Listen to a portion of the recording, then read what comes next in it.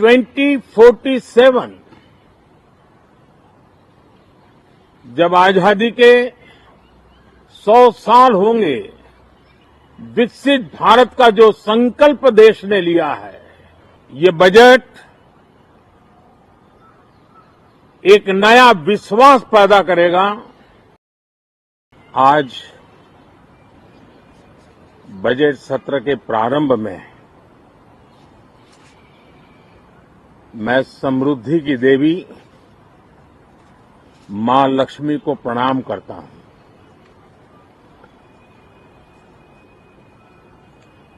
और ऐसे अवसर पर सदियों से हमारे यहां मां लक्ष्मी का पुण्य स्मरण किया जाता है।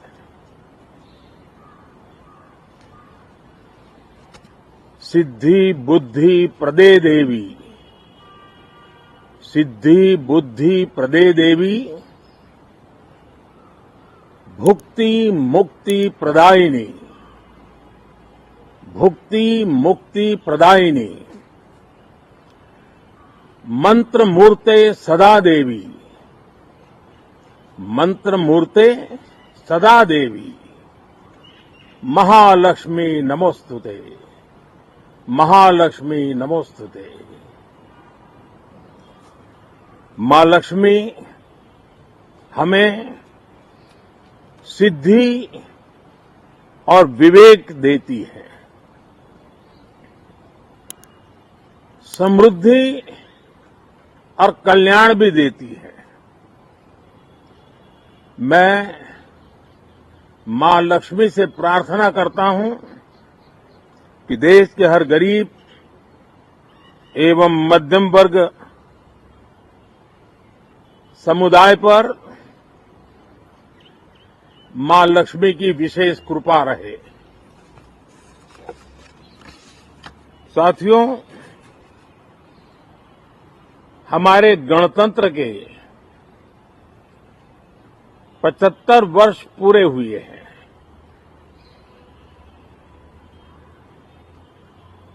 और ये हर देशवासी के लिए सर्वाधिक गौरवपूर्ण है और विश्व के लोकतांत्रिक जगत के लिए भी भारत का ये सामर्थ्य अपनी एक विशेष स्थान बनाता है। साथियों, ये देश की जनता ने मुझे तीसरी बार ये दायित्व दिया है और इस तीसरे कार्यकाल का ये पहला पूर्ण बजट है।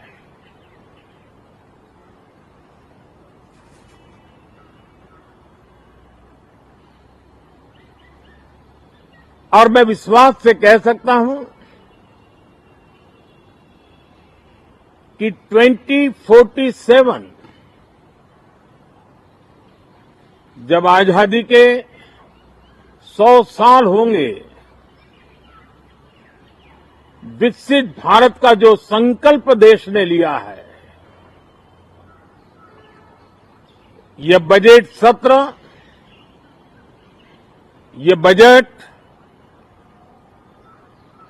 एक नया विश्वास पैदा करेगा, नई ऊर्जा देगा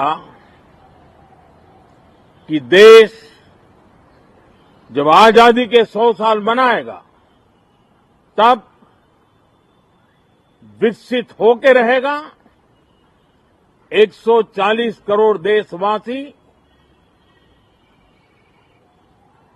अपने सामूहिक प्रयास से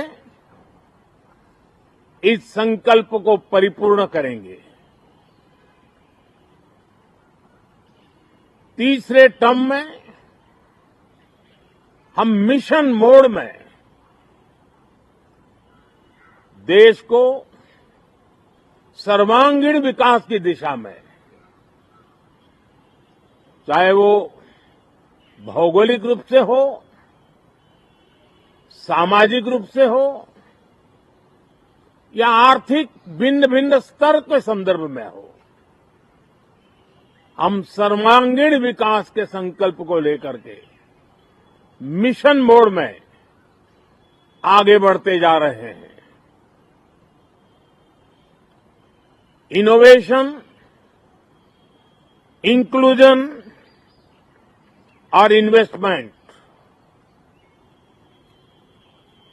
ये लगातार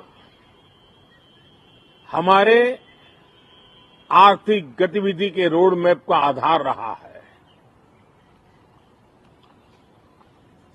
इस सत्र में हमेशा की तरह कई ऐतिहासिक बिल पर सदन को चर्चा होगी और व्यापक मंथन के साथ वो राष्ट्र की ताकत बढ़ाने का काम करने वाला कानून बनेंगे।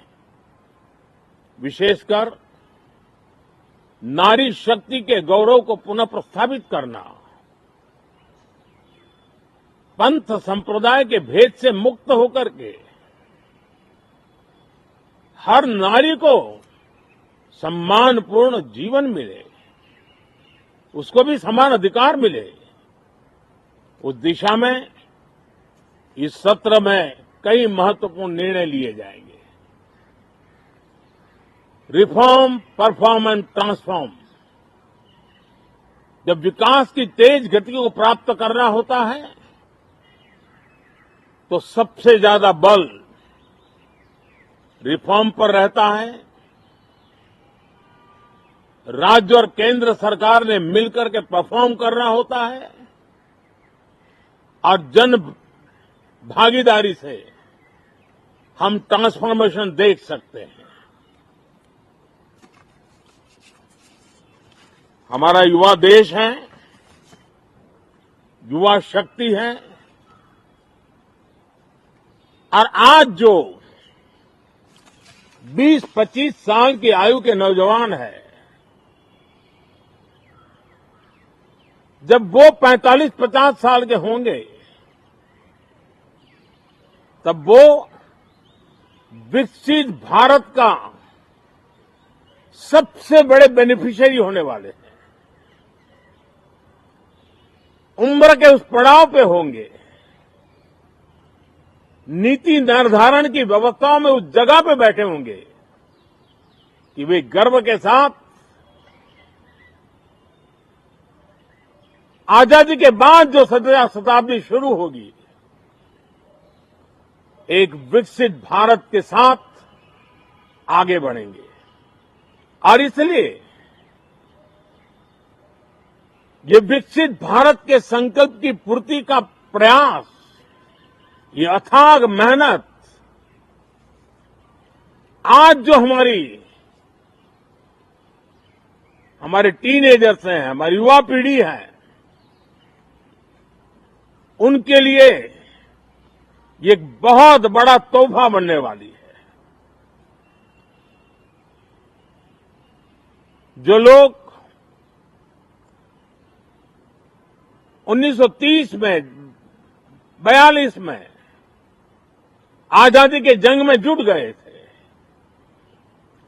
पूरी देश की युवा पीढ़ी खप गई थी आजादी के जंग में, और उसके फल 25 साल के बाद जो पीढ़ी आई उसको नसीब हुए।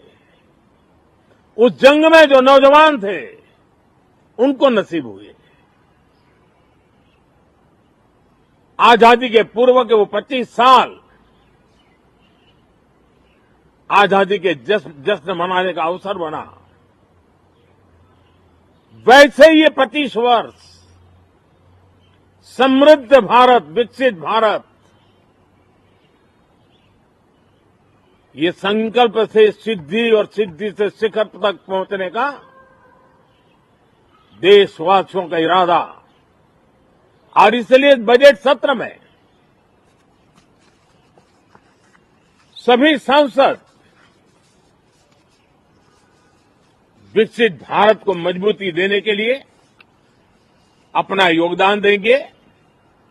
विशेष करके जो युवा सांसद है, उनके लिए तो सुनहरा अवसर है, क्योंकि वो आज सदन में जितनी जागरूकता, जितनी भागीदारी बढ़ाएंगे और विकसित भारत के जो फल है वो तो उनकी नजर के सामने देखने को मिलने वाले हैं। और इसलिए युवा सांसदों के लिए एक अनमोल अवसर है। साथियों, मैं आशा करता हूं कि हम देश की आशा आकांक्षाओं के इस बजट सत्र में खरे उतरेंगे। साथियों, आज एक बात आपने जरूर नोट की होगी, मीडिया के लोगों ने तो जरूर करनी चाहिए। शायद 2014 से लेकर अब तक शायद एक पहला पार्लियामेंट का सत्र है कि जिसके एक दो दिन पहले कोई विदेशी चिंगारी नहीं पड़ती है। विदेश में से आग लगाने की कोशिश रही हुई है। 10 साल से 14 से देख रहा हूं, हर सत्र के पहले शरारत करने के लिए लोग तैयार बैठते थे और यहां उसको हवा देने वालों की कोई कमी नहीं है। ये पहला सत्र मैं पिछले 10 साल के बाद देख रहा हूं कि जिसमें किसी भी विदेशी कोने से कोई चिंगारी नहीं हुई। साथियों, बहुत बहुत धन्यवाद।